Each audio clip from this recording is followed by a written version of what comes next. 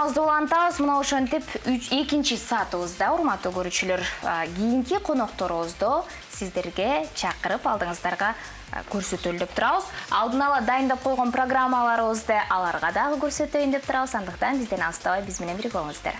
Албетте адаттагыдай биздин кадырлуу, таланттуу агайларыбыз бүгүн конокко келген. Андыктан азыркы кезектерде мына ушул конокторго берели. Анда эмесе Кыргыз улуттук Токтоболот Абдымомунов атындагы Академиялык драма театрынын көрүнүктүү актёру, артисти Бусурман Одуракаев агайыбыз бүгүн bizde конокто. Саламатсызбы агай? Саламатсызбы. Кош келипсиз. Келиңиз агай. Рахмат силерге дагы. Барыңыздарды. Сизди таң эрте көрүп жатканыбызга абдан кубанычтабыз. Болгондо да биздин студияда конокторду көрүүчүлөр көргөнү билесизби? Алардын уйкусун ачат экен. Таңғы шоу программасына биринчи жолу келип атсаңыз керек агай. Ооба. Таңкы маанаңыз жакшыбы? Жакшы эле, жакшы. Рахмат. Дагы деле тасмаларга тартылып жүрөбүз. Ооба. Жаңы тасмаларга тартылып атасызбы? Ооба. Кандай тасмаларга? Так, акыркы Салам Нью-Йорк болду. Жок, Казат Акматовдун Мунабия фильминде Асылбектин ролунда Көлдө тартылып бүттү, азыр монтаждалып атат. Андан башка санаторий Голубой Сукүлдү, баягы целебный источники деревни кочующего народа Центральной Азии, ошондо кыргызчага отургондо дарылуу касиеттүү булактар документалдуу фильмди тартып бүттүм. Сиз тартып атасызбы, тартып атасызбы? Тартып атам. Өзүңүз тартып атасыз. Өзүңүз барсызбы кадрда? Жок, режиссер. Мына ушул акыркы жылдары ошо режиссура тармагында иштеп атканыңыз агай белгилүү. Кандай болду? Негизи айтат эмеспи? Кээ бир актерлор, мисалы Францияда актерлордун, режиссерлордун окуу жайы жок дейт. Алар актерлор өзү деңгээл жеткен сайын жыл өткөндөн кийин режиссер болууга акылуу дейт да.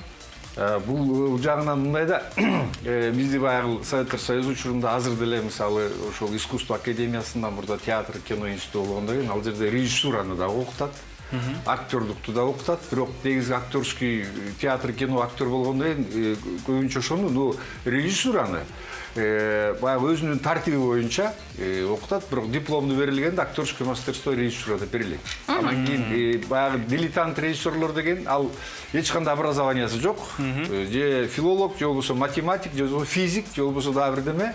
Аны ошентип азыркы учурда баягы тыюу жок, цензура жок. Бардык режиссер.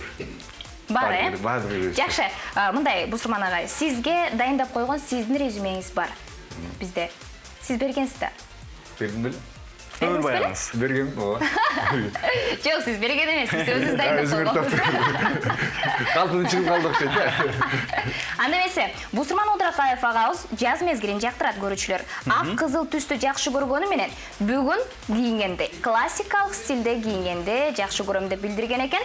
Калганда кандай маалыматтар бар? Алдыда резюмеде көрүңүз. Бусурман Одуракаев, Ромео менен Жулиетта, Акбаранын көз жашы, Бетме-бет, Кошокчо, Эрмак, Алтын кыргол, Маңкурттун ыйы, Теңири жана башка тасмаларда башкы ролдорду ойногон. Кыргыз улуттук Токтоболот Абдымомунов атындагы Академиялык театрдын көрүнүктүү артисти. Дүйнөлүк классикалык спектакльдердеги баш каармандарды жараткан, кыргыз тасмаларында көрөрмандардын эсинде калган образдарды ойногон. Кыргыз Республикасынын эмгек сиңирген артисти. Кээде абдан эмоционалдуу болуп кетет. Жаз мезгилин жактырат. Ак, кызыл түстү жакшы көргөнү менен классикалык кийимдерге көп басым жасайт. Эмнеге ак, кызыл түстө кийим кийип келген жоксуз бүгүн? Антсе деле болмок, бирок эмнегедир эртеңден туруп эле ушуну келинчегим ушуну кийип барсаң болот дегенден ушуну кийип келдим. Дароо эле. Мындай кылалы, биз калгандагы ушул жерде дайындалган суроолор жана сиздерге арналган сюрприздерибиз бар, бирок программанын жүрүшүндө ишке ашыралы. Алдыда күтүп жаткан кийинки конокторго кезек бербейди. Сөз түрдө кийинки конокторубуз бар.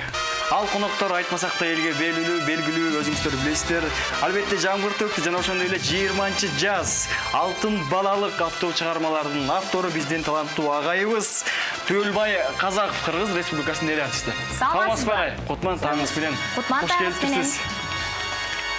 Саламатсыздар. Билесиздерби? Төлбай агабыз 8-класста окуп жүргөндө обон чыгарууга болгон шыгы башталган экен да. Анан кичинекей кезиңизде чачыңызды өстүрүү үчүн эмне кылчу элеңиз? Мен жайлоодо чоңойгом. Биздин жайлоодо ошо кезде дээрлик күн сайын жамгыр жайт эле. Анан жамгырда баарыбыз корголойбуз үйгө. Анан ошондо бир апам бир күн айтты да. Şu jamgırda çurkagan baldardын чачы кара болот. дегенге мен аябай ишендим да. Ишенип анан жамгыр жааган сайын ушу дөңдөн дөңгө чуркап, арты ал мөндүрүлөп кеткенде жылаңайлак үйшүк бутумдун кыры менен же согончогу менен титиреп атып үйгө келчүлөр. Кийимдин баарын которуп, анан өзүнүн чапанын жаап туруп апам уктатып коет эле. Ушул жерден баштап калганда маалыматты резюмеден көрүңүздөр. Казаков Түгөлбай Токтогулович, Алтын балалык, Жамгыр төктө, 20-жаз насыйкат татоорлордун автору, уникалдуу обончу, улуу талант Түгөлбай Казаков 1951-жылы Талас областында туулган. Огон чыгаруушугу мектепте 8-класста окуп жүргөндө башталган. Жамгырдын суусу чачты карартат, чачым кара болсун деп, бала кезинде жаан жааган сайын жайлоодо чуркап жүргөндөн тажачу эмес экен. Жубай экөө институтта окуп жүргөндө таанышып баш кошушкан. Мына ушундай. Резюмеде бир ката бар экен. Насыйкат менин оонум эмес. Менин оонум катары кетип калды азыр. Бул насыйкат өзү негизи башы элдикүү экен, бирок муну кийимин кийгизип, галстугун тагып дегендей шөкөттөп элге алып чыккан Карамолдо Орозов болгон да. Себеби мен радиодон ага чейин ойногон кишилердин аткаруусунда уктум бул күнү. Бирок насыйкат кылган Карамолдо Орозов, ошон үчүн мунун автору дайыма Карамолдо Орозов деп айтыш керек. Сиздин кошумчаңыз барбы бирок? Мен аны болгону ырдап чыктым. Ошол күнү сөз жаздырып Акбар Республика. Мына ошол себептен сиздин атыңыз калган экен да. Жок, мен аны ырга салган эле кишимин, автор эмесмин. Бул автор болуп кетип калды да. Интернет маалыматтууларынан алынган маалыматтар эле, бирок биз эске алабыз. Чоң рахмат. Молдокемдин арбагынын алдында күнөөкөр болбойн. Туура. Рахмат. Мына ушундай Түгөлбай агабыздын айтылган бул жердеги маалыматынан кийин өзүңүздөр дагы уктуңуздар, Жубай экөө институтта окуп жүргөндө таанышкан дейт. Ал эми кийинки каарманыбыз болсо, Жубай менен 3 күн сүйлөшүп эле үйлөнүп алган деген бизде коногубуз бар. Албетте ал Төкмө акын агабыз, элге белгилүү Жеңишбек Жумакадыр агабыз. Келиңиз, саламатсызбы? Кутмандаңыз менен куш келиптирсиз. Кутмандаңыз менен. Анда эмесе сиздин резюмеңизге кезекти берели? Мейли. Кеттик. Көз жүгүртөлү анда. Жеңишбек Жумакадыр 1977-жылдын 9-майында Нарын районунун Эмгекчил айылында туулган. Москвадагы Шепкин атындагы жогорку окуу жайдан билим алган. Чыгармачылыгын чейир жолу киндик каны тамган айылынан башталган. Мектепте окуп жүргөндө ыр жазып, ырларынын өзүнөн улуу балдар, кыздарына сүйүүсүн арнаганга көп сурашкан. Ал эми жеңебиз менен 3 күн сүйлөшүп эле үйлөнүп алган экен.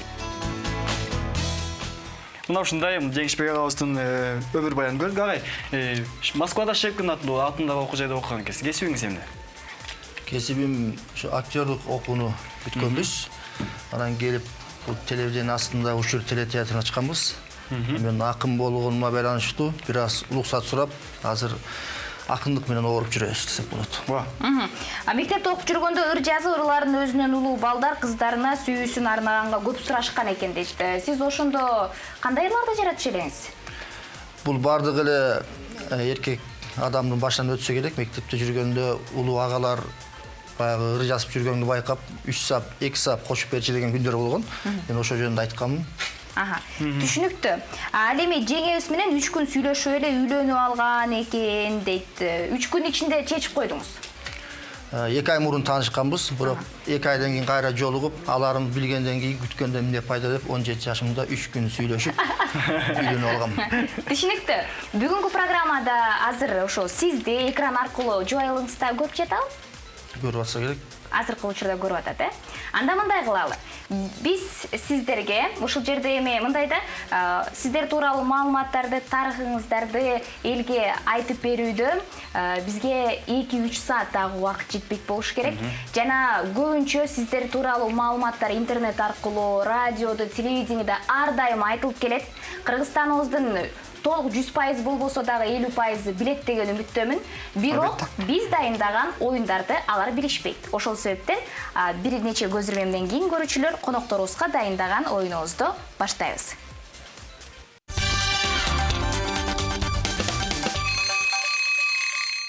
Мына ушундай өзүңүздөр билгендей, түйүнчөк оюнуна кезек беребиз. Албетте, урматтуу коноктор, бир сыйра мына ушул түйүнчөк оюнунун шарты боюнча тааныштыра кетейин. Албетте, бул оюн жөнөкөй, таңкы оюбузду, таңкы уйкубузду ачуу максатында ойлонуп табылган. Кадимкидей эле кесиптешибиздерге берилген суроого сиздер жооп бересиздер. Эгер толук жооп болбосо, тамгалап жооп ачууга мүмкүнчүлүк бар. актер, обончу жана ошондой эле акын агаларыбыз түйүнчөк оюнунда өзүн көрсөтүшөт. Өздөрүн көрсөтүшөт десем туура болот болуш керек. Сиздердин ысымыңыздарды бул жака жазып койдук. Жана эмне себептен дебейсиздерби?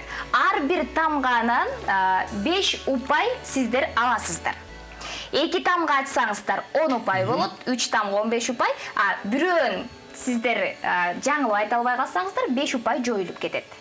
Ошол себептен ар бириңиздер упай топтогонго аракет кылышыңыздар керек болот. Дайынсыздарбы? Бул поле чудесби? Бул поле чудес деген эле оюндун кыргызчасы. Поле чудеске даярдык.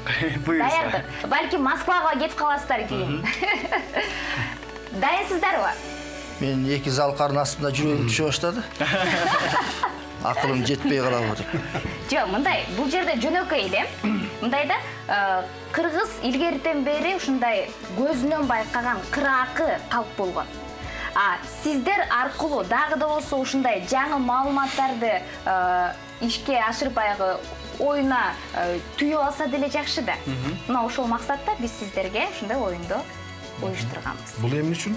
Алар болсо тамгалар алдыңыздар да. Айткан тамгаларыбыз да. Кайсыл тамганы ачасыздар, кайсыл тамганы атаңыздар келбей жатат, өзүңүздөр ушул жерден тандап аласыздар. Айтылган тамганы чийип салганга мүмкүнчүлүк бар. Буюрса. Биздин конокторубуз, маанайлары жана мындай жакшы келет деле, кайра чоң кетти. Поле чудестин алдында баарын жүрөк чөктү. Жок, жүрөгүңүздөр түшпөсүн бул жерде. Мен маалыматты азыр айтып кетейин. Эң алгачкы суроо мындагыдай. Бул грек сөзүнөн которгондо добуш дегенди билдирет экен. 19-кылымдын орто ченинде 1842-жылы пайда болгон нерсе эң биринчи аталышы азыркы аталыштан такыр эле башкача. АКШнын 42-чи президенти Билл Клинтондун бул нерсени абдан жакшы өздөштүргөнү маалым. Ошондо эмне тууралуу сөз болуп турат? Биз сиздерден келген жоопторду кабыл алабыз. Саксофон. Саксофон. Биринчи азыр Бусурман агайдан баштайбыз. Айтып койдуңуз. Сиз дароо эле айтып салдыңызбы? Айтып сал. Бирок биринчи азыр Бусурман агайдан баштайлы. Макулбу? Андан кийин эгерде сиздин жообуңуз туура болсо, ушул жерден аныктайбыз. Бусурман ага кезексизден Клинтон өзү саксофондо ойнойт. Негизи. Анан агай туура эле айтып атат болуш керек. Ушул толук айталыбы же тамгалап айталыбы? Билбейм, саксофон деген жоопду айтасызбы? Айтылып калды да. Айтылып калды. Жок, азыр кезек сизде. Биз кезекке Бир тамганы айтсак болот, жок дегенде. Калаганыңызды Бирден айтып ачка жыйнап ал. С. С тамгасы барбы? С бар. С тамга, С тамгасы бар. Азыр канча тамга? 1, 2, 3, 4, 5, 6, 7, 8. 8 тамга бар. Жана? Кийинки тамга? А тамга. Тамгалып ачасызбы? Сизден айткан маалыматыңыз туура. Бул айтып калгандан кийин кайра тамга менен ачпайт да. Ошол себептен Саксофон. Саксофон туп-туура. Саксофон, урматтуу көрүүчүлөр.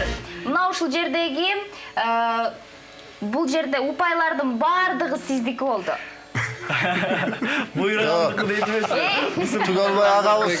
Түгөлбөй агабыз береке бергендер болот. Макул. Бул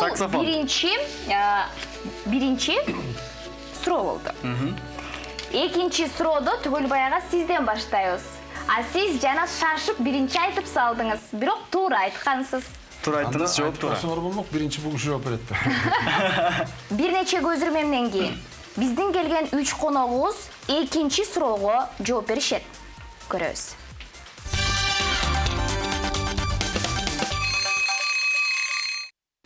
Эми экинчи сурообузда дароо эле Түгөлбай агабыз саксофон деген сыяктуу жоопту айтып коебу же жокпу байкап көрөлү. Айткандай тиги жакта саксофон жаңырап атат. Балким ошондон туруп койгон чыгарсыз. Суроо төмөндөгүдөй. Ал грек тилинен алынганда аракет жана иш, күч дегенди билдирет экен да. Бийлик дегенди билдирет экен. Кыймыл жана заттын өз ара аракеттенүү, заттын өткөл кыймылынын бир түрүнөн башка кыймылга өткөн скалярдык физикалык саны болуп эсептелет экен.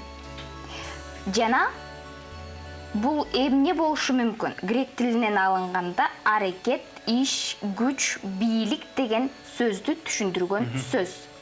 Кыргызстанда дагы бул сөз колдонулуп келет. Сөз түрдө. Сизден баштайлы. Алдыңызда тамгалар турат. Саксофон эмес, бирок. Түгүл байгай сизден баштайлы анда келиңиз. Же болбосо билсеңиз, дароо жоопту айтыңыз. Академиктер да жооп бере албай турган суроо экен бул.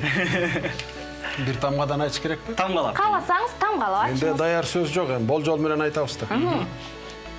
И. И Ачыңыздар. тамгасы барбы? И тамгасы И бар. тамгасы бар. Азаматсыз сизге 5 балл берилет. Эмне сөз болду экен? К. К, э? К. Кны ачыңыздар. К тамгасы.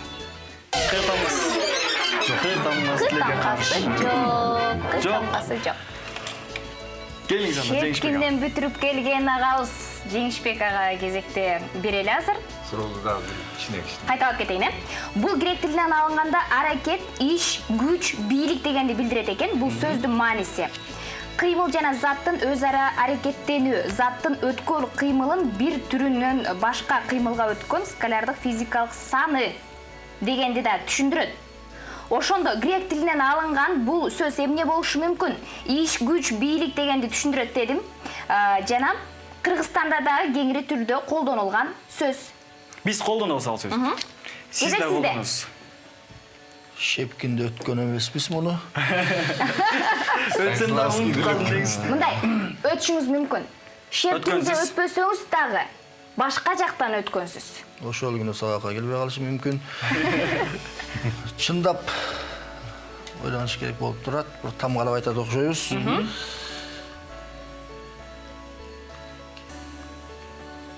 Бул тамга алдыңызда бар. Кайсыл тамга Дегенди бул? дагы ачып бериңиз. 6-чы сезимибизди ойготобуз.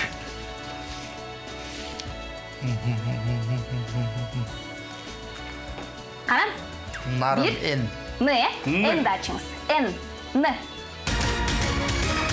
Ны тамгасы бар. Баракелде. Нан. Жеңишбек ага. Ны тамгасы. Нан да болсо ыр да болот дегендей. Экинчи Ны тамга. тамгасы. Азыр экинчи тамганы Кайсыл тамга ачсаңыз болот экен? дагы Бул 5 эмне упай болгон сөздүк? колдонулат. Сизге ишке ашат да. Кошулат сизге. Анда аракет айтып көрөлү. Республика Р. Р. Р тамгасын ачыңыздар.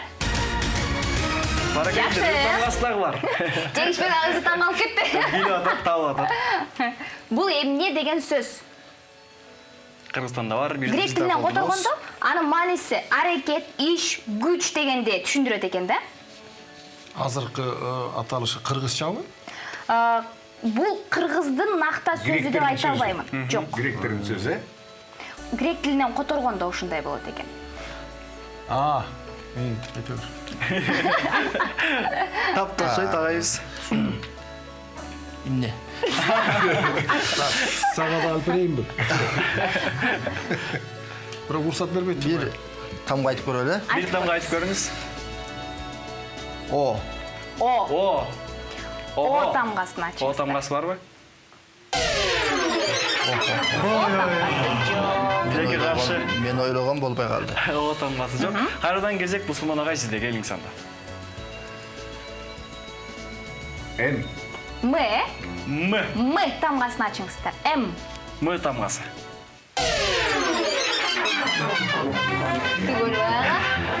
Сизге кайрадан келип калдык. Бул энергия. Энергия деген сөз. Энергия. Жаңылбайсыз. Жаңылбай. Акыркы вариантыңыз.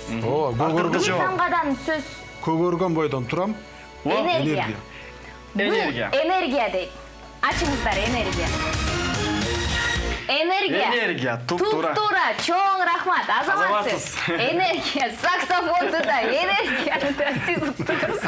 Жооптун баарын эсеп менен. Төлбай агайыбыз тапты. Жалпы эсеп менен 2 оюнда сиз 50 упайга ээ болдуңуз. Бүгүнкү программада Түйүнчөк оюнунда көрүүчүлөр биринчи жолу 10 мүнөткө жетпеген убакыттын ичинде 2 суроо табылды. Сиз биздин тарыхтагы эң алгачкы адам болдуңуз. Таң шоу программасынын тарыхында. Ооба, таң шоу программасынын тарыхында. Рахмат. Азаматсыздар, чоң рахмат. Сиз үчөөңүздөргө тең ыраазычылык билдиребиз. Абдан аракет жасадыңыздар. Биздин көрүүчүлөргө да сабак болду деген үмүттөбүз. Мына ушундай маалыматтарда, ушундай сөздөр камтылган экен, жооптор камтылган экен деп бирок ошентсе да Жеңишбек агабыз, Бусурман агабыз упай менен ушул оюнду жыйынтыктап турган кези да. Болду да. Ооба. Эмкисин табайын деп атты.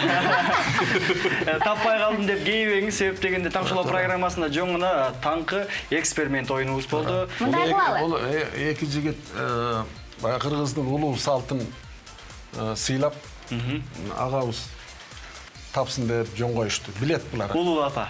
Эки сөз тең эле билишкен. Туура. А сиз энергия, саксофон экенин кайдан билдиңиз? Эки бала айтпай койгондон кийин сездим. Мен айтышым керек экен. Түшүнүктүү. Мындай кылалы. Бүгүнкү программада конокторубуз биз берген тапшырманы аткарышты. Ал эми ушул коноктордун ичинен эл алдына көргөндөй төккөн Жеңишбек агабызга кезекти берели, комузуңузду алып, дагы да болсо ушул обонду жаңыртып кетпейлиби? Жамактап бербейсизби? Келиңиз. Бүгүнкү программа жактуу кирип келе жатканда эле, жакшы маанай менен келе жаттыңыздар эле, анан түйүнчөк башталат дегенде кайрадан кабагыңыздар мындай маанайыңыздар түшүп калгандай сезилип кетти да. Ошонун баарына жооп кылып айтып бериңизчи. Кандай ойлор болду? Келиңиздер Жеңишбек ага. Канча мүнөт?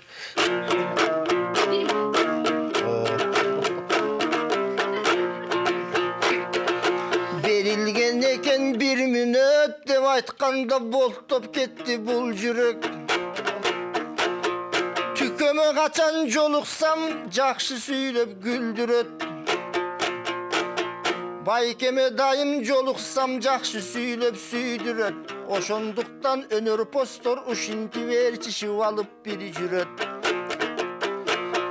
1 мүнөттүн ичинде Жеңишбек ырдап боздойтко. Көр армандардын баарысын таң атпай бүгүн ойготуп, жан дүйнөлөрүн козгойтко. Байкем дароо эле тапты сөздөрдү, жашурун бир диктофон коюп койгон окшойтко.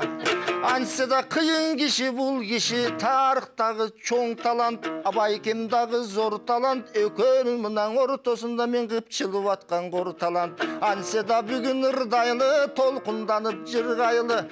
Эки тамга таппай калдым деп эч тартпайбыз муңгайгы. Силерге даң рахмат, рахматты биз айтсак кете берет булактап. Далай кеп болсо, калайыккан кеп болсо, ырдаганда болобу, толкунданып ушинтип жыргаганда болобу. Куттуу болсун таң шоуланын бүгүнкү келген бизден башка да коногу. Ырчы деген ошондой ойгонуп алып, түндүрдап, ойлонуп алып, күндүрдап. Жайлоодогу күлгүрдап, мына аксакалдар келишти жаштар менен бир кырдап. Жадыраган жастырдап, жан бүткөндөн башкырдап. Биз болсоң ушундай ырчың экен, биз көргөнүбүздү бакылдап, элетке барып жайдырдап, эл сураса кайрырдап. Кычыраган кыштырдап, кыскырдаса нускырдап, ойлор келсе төбүрдап, Осмонкулдай көбүрдап, ыйман менен ыр сурап, кээдең Исмайылдай кымтылап ырдай берсе, ушинтип кеч кирет татаң атат, акындарды билесиң ырдай берсе, ушинтип отургандарды саматат. Бирок убакытты көрдүңөр, суулдап өтүп баратат. Силердин кашыңарда бакылдап, экөөңөргө жакындап, ырдаганым жакшыдап, калайык калктын алдындан ырдаганым бактыда. Силер ап келдиңер, ушинтип тарыхтагы акындын ырдаткан кыргыз салтына. Көрбөсөм да барыңа көргөндөй болуп турамын. Жаттаган ырым түгөндү гана бир алаканды чапкылды. Чоң рахмат. Мына ушундай кыска мөөнөттүн ичинде биздин көрүүчүлөрүбүзгө жакшы маанай тартууладык. Жарым саат ушул жерде турдук. Кирип келе жатканда Түгөлбай агабыз эмне деди дебейсиздерби көрүүчүлөр? Мен 3 саат турамбы, эмне кылабыз деп айтты эле. Убакыт өтүп кеттиби дароо эле? Жарым саат өтүп кеттиби? Жарым саат өтүп кетти. Убакыт деген мына зымырабышкан куш экен. Эми келиңиздер, акыркы жакшы каалоо тилектерге, жакшы сиздердин оюңуздарга кезекти берели анда. Бусурман ага келиңиз. Жалпы кыргыз журтуна, кыргыз элине тынччылык, ынтымак, биримдикти каалайм. Эзелтеден бери келе жаткан баягы кыргыз этнонимі пайда болгон 3-кылымдан баштап ушул жер үчүн, ушул эл үчүн, ушул жер үчүн ата-бабабыз салгылашып өзүбүзчө эгемендүү болобуз деп келгенбиз. Ошол ата-бабабыз калтырган татынакай жаратылышыбызды, жерибизди, элибиздике мен кааларым бүт ойлогон ой максатыңарга жеткиле. Ынтымак болсун, ырыскы болсун. Чоң рахмат. Айтканыңыз келсин. Сиз да кайрылып кетсеңиз болот көрүүчүлөрүбүзгө. Сіздер жанатан бери елді ойгота албай атпайсыздарбы? Ошондон эле Биз ойготтук. Биз ишке ашты. Мен 100% кепилдик. Ошо сиздер ойготкон кишилерге айтайын деп атам. Азырда уктап аткандарга эмес. Ылайым ар бир киши эртең менен эрте эч жери оорубай, маанайы жакшы ойгонуп, күндүн нурун өз көзү менен көрүп, Куранда айткандай, өз колу буту менен кыймылдап, өз колу менен аш ичип, анан жараткандан эң сөзүнүн кандайдыр бир бөлүгүн алып турсун. Баарын бербейт баары бир. Чоң рахмат. Анын үстүнө пенденин эң сөзүндө чек жок. Айтканыңыз келсин. Чоң Рахмат, рахмат. Сиз да кайрылып кетиңиз. Мен ушул жерден ырдашым керек болчу негизи. Эртир да койдук окшойт. Хожа Насирдинден сурайт экен, ал киши ушундай акылман, элге дайым акыл айткан киши болгон экен. Айтсаңыз, жаназа окулгандан кийин өлгөн адам табутка салып мүрзөнөгөстө алып баратканда оң жагында басышке же жакшыбы баскан, же сол жагында баскан жакшыбы, же артында баскан жакшыбы десе, Хожа Насир айтат экен, каягында баскан жакшы экен билбем, эң негизи табуттун ичинде болбогон жакшы дейт экен. Ансыгандай бул айтайын деген сөзүм бардык кыргызыма амандык, жакшылык, дайыма ынтымакта жолугуп жүрөлү. Сиздер ушул жерде келип бергениңиздерге чоң рахмат. Ыраазычылык билдиребиз. Биздин программаны көрүүчүлөрдү сыйлап, урматтап дегенде, биз да сиздерди сыйлап, урматтайбыз. Бүгүнкү сиздерге дайындаган оюндар сиздердин маанайыңыздарды көтөрүү максатта болду деп сиздерге айтып өтөлү. Сиз ишеничтебиз. Мына ошол багытта ойлоп кетет дегенде үмүттөбүз. Эфир аркылуу кийинки программаларда көрүшкөнчө саламат болуңуздар.